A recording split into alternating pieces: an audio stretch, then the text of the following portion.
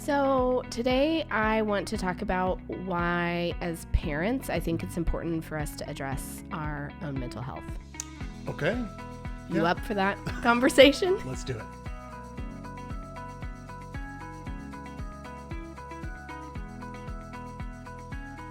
it. So, I just have been thinking about how I feel like parenting has even shifted from when we started parenting our oldest to resources. A teenager. Yes. Yeah. To the resources that are now available to us with our 8-year-old. Right. And just, all the different movements and philosophies and all the things around parenting.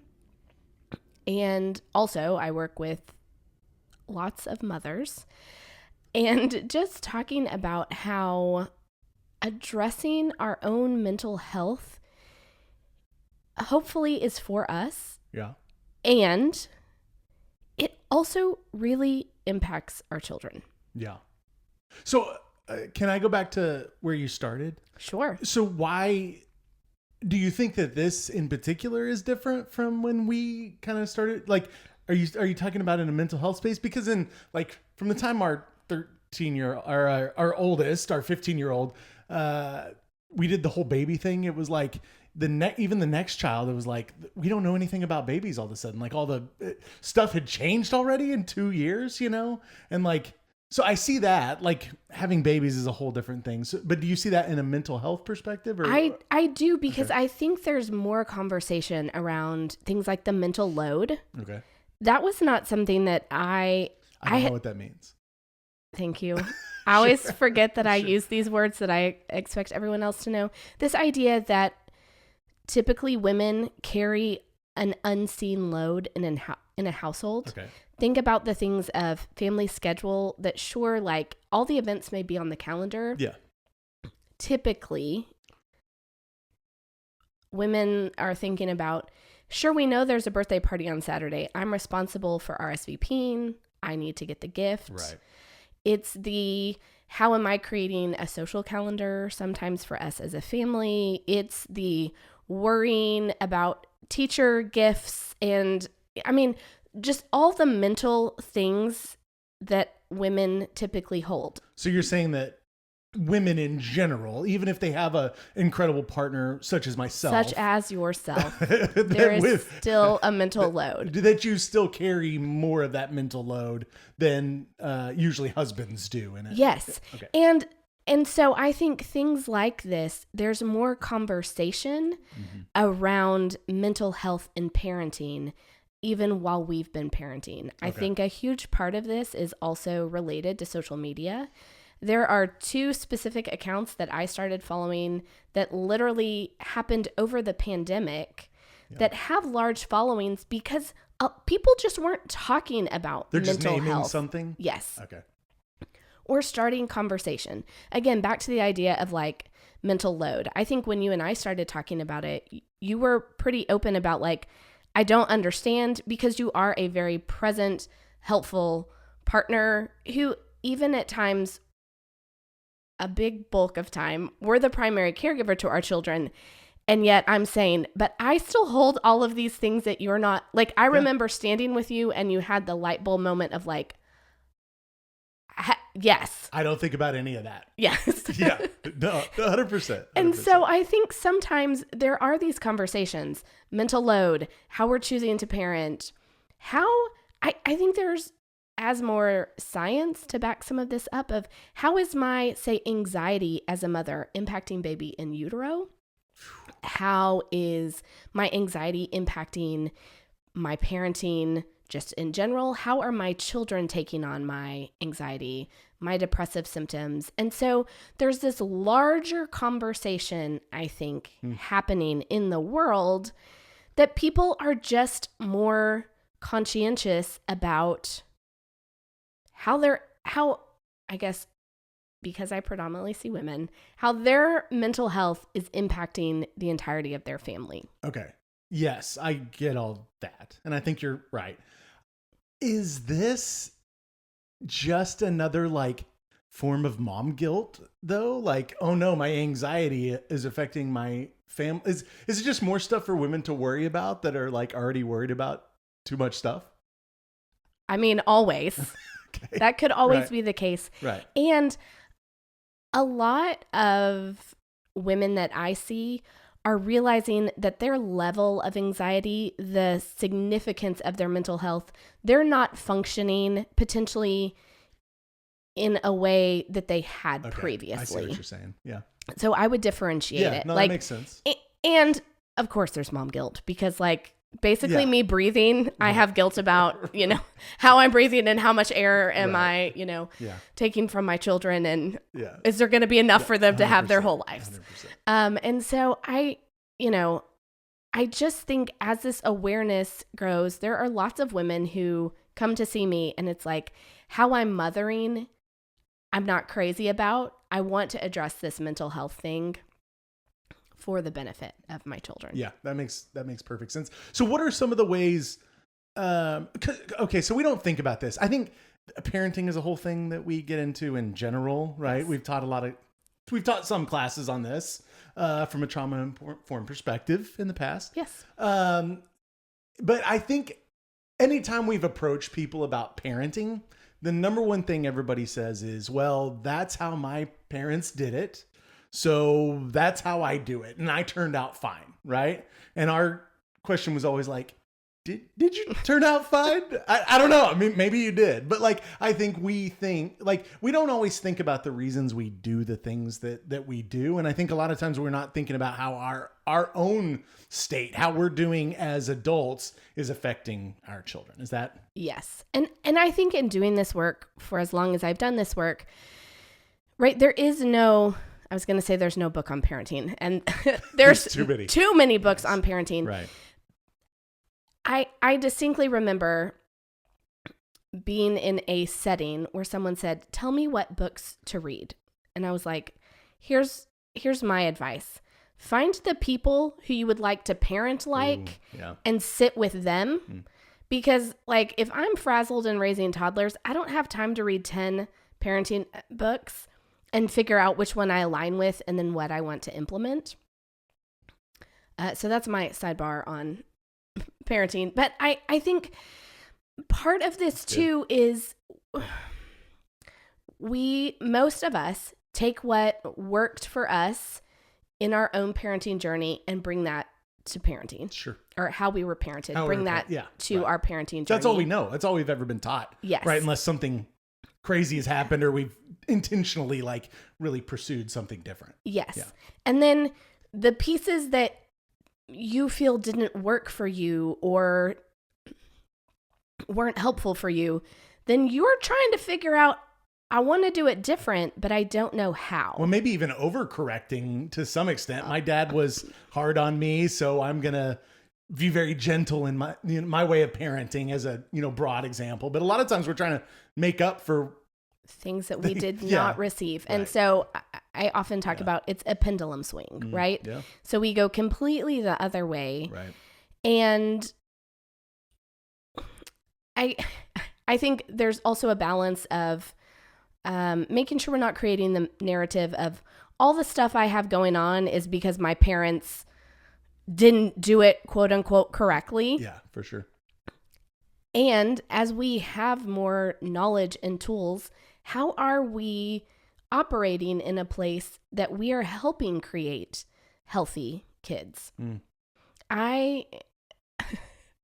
There's so much science behind how we come up with these episodes, which is really us being on walks in our neighborhood and being like, I have these thoughts. Could we do a podcast episode around them? It brings clarity, though. I think talking through these things brings clarity for us, right? Yes. And then we're like, hey, let's put microphones in front of our faces and talk about it. Might as well put it on YouTube. But just thinking about the lengths that parents go to for the right school, the right sports team, the tutoring, the coaching, all the stuff to get them in the right program and the right. And most parents I know aren't thinking about what about my child's like emotional and mental health. What am I modeling for them? Am I healthy? Yes. Am I healthy? And how am I helping them learn as children that this is a part of who they are and how they're healthy within that. And so I think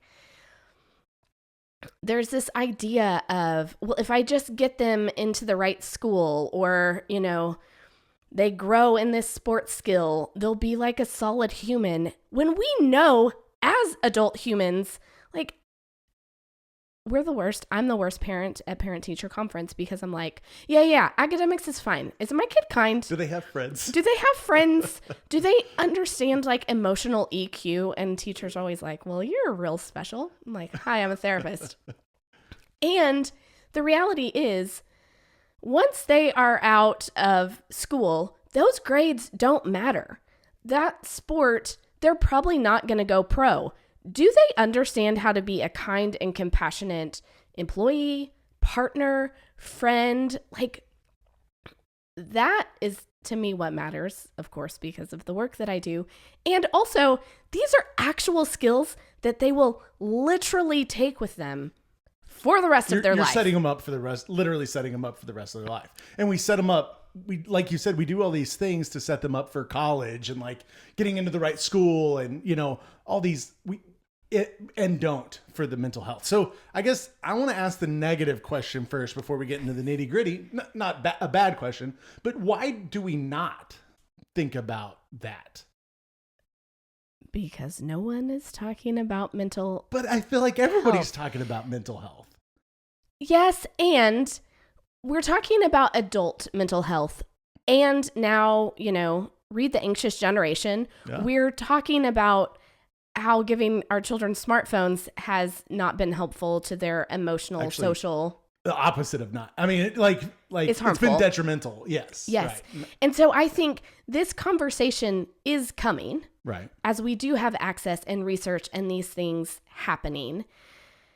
And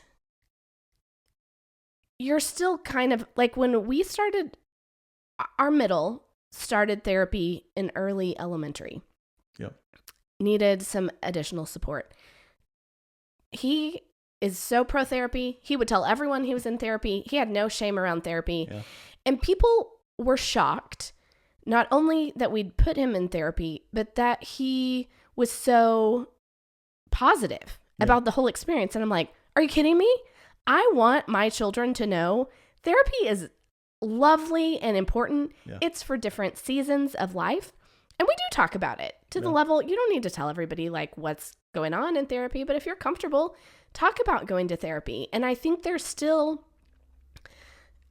really what I think it boils down to is this idea of like, therapy is great for everybody else, but not me, and certainly not my kids. Because if my kids are going to therapy, I messed up as a parent. Yeah, it'll get you every time. Which is a real, I mean, if we're being honest, why not with the things we put on the internet? Yeah.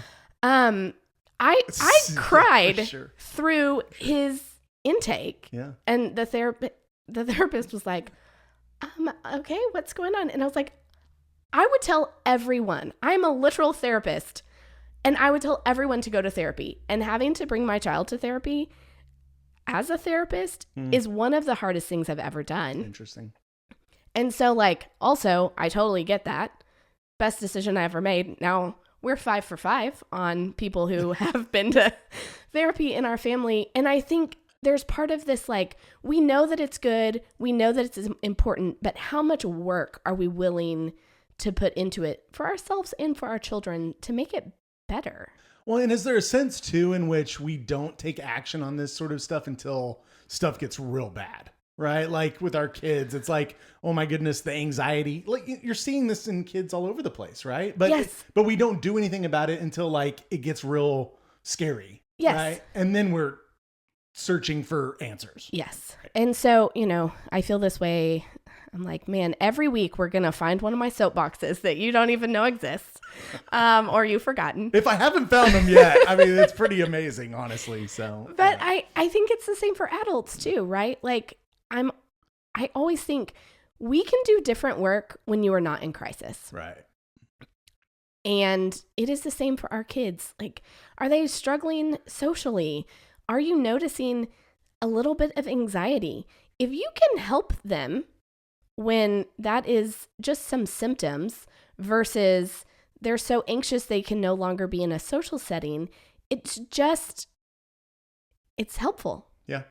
Yeah, I mean, you're saying when you're noticing small things that just aren't working and it doesn't seem like that then that's the time to get them connected to a therapist, Yes. not waiting until like you literally can't get them to school because of overwhelming anxiety, Yes. right? Yeah, I mean, that makes perfect sense, but again, none of us want to admit a lot of times that we need help, you know? Yeah.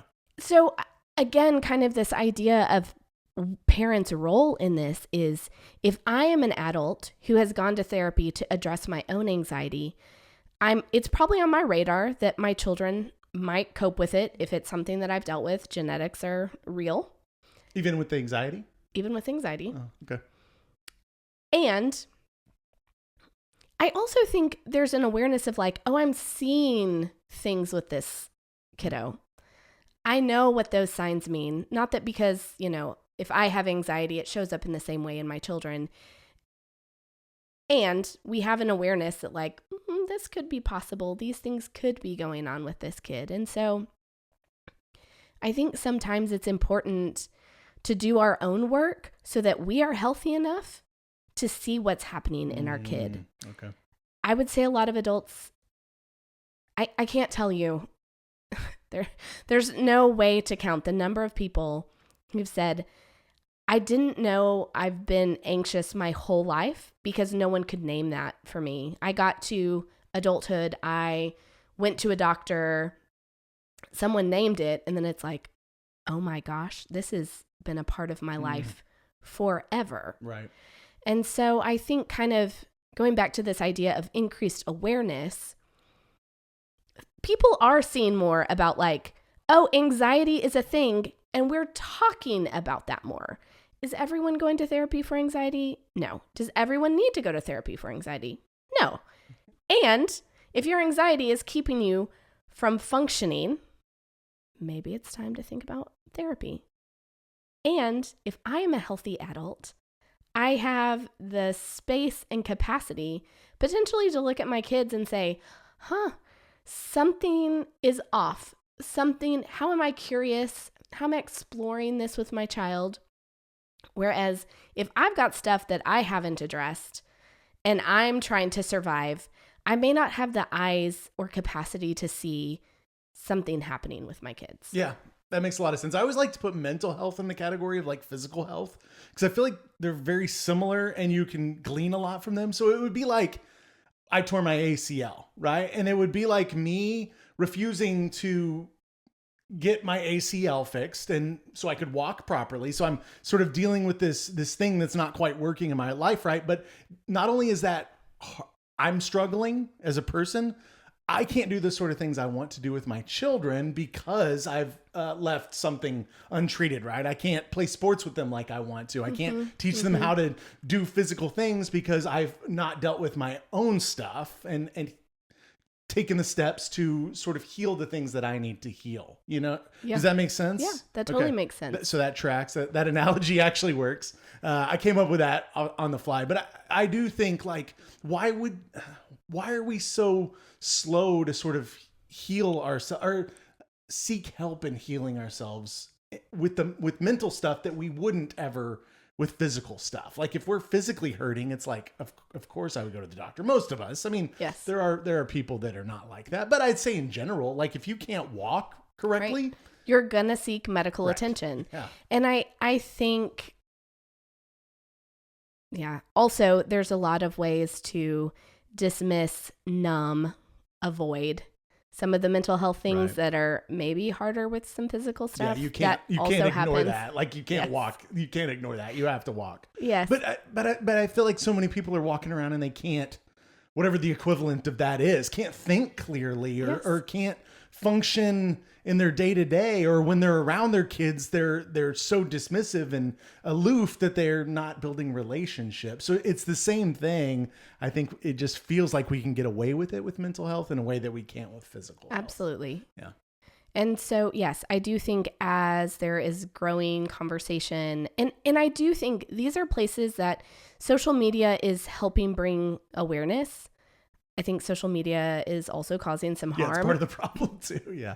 Right. Especially with like pathologizing Yeah. people and you're diagnosing yourself. Yes. Yeah. And I think it's also opening up to, hey, when someone online says, this is how I'm showing up in motherhood, and I can tie it to my anxiety, that can be a light bulb moment for someone else to say, oh, I've considered that quote unquote normal. Right. I've never had that named as anxiety before. Yeah. And so I do think, again, talking about our years of parenting, I just think there are more people talking about how mental health impacts them. Again, the content that I consume is about motherhood, and how mental health impacts motherhood. And I just think, we will continue to have more resources and information and awareness moving forward. And I think it's important to acknowledge where we are now, that we do have tools and things available to us. Are we utilizing those things? Yeah. This quote, I always go back to this quote when we have this conversation, which is, and I may get it wrong, but you might have to correct me. You can't take someone somewhere that you've not been yourself. Right. Yeah. And I think that's such a so if you want your kids to have sort of that mental health, right, and you want to raise mentally healthy kiddos, you can't do that without having taken that journey yourself. Right? Yes. You can't lead them there. Yes. Yeah. And I think it's acknowledging that health. That doesn't mean that if your kid needs to go to therapy, you also have to go to therapy. Right. It's that have you worked on healing and health in your full self? Right. That you can support a kid who needs that kind of health in their own life. Yeah, for sure. And I think that's a hard lesson to learn, I think. Yeah. And it's hard to know when is the right time, and it's hard to know where to turn to for resources, I think, a lot of times, yeah. Well, I think we did it. Was that all you wanted to cover? I think that's all I wanted to cover today. Okay. Well, we'll have more, but if there's questions, or people do have questions about resources or, questions, I mean, you would be somebody that they could reach out to, correct? Yeah. Correct. Yeah. Okay. And I feel like that is what the purpose of this is. Right. Like, my hope and dream is supporting people and families on their mental health journey, and that's why we make content. I love it. To be a reminder that these resources exist, and we know that it's hard to find them yourself. And if I can be beneficial in pointing people in the right direction, happy to do that. Love it. I hope you enjoyed today's episode of the With Counseling podcast, as we talked about how our mental health as parents can impact our kids and families. If you have thoughts or questions, I'd love to connect on Instagram and Facebook at Counseling With, or you can send me an email through my website, counselingwith.com.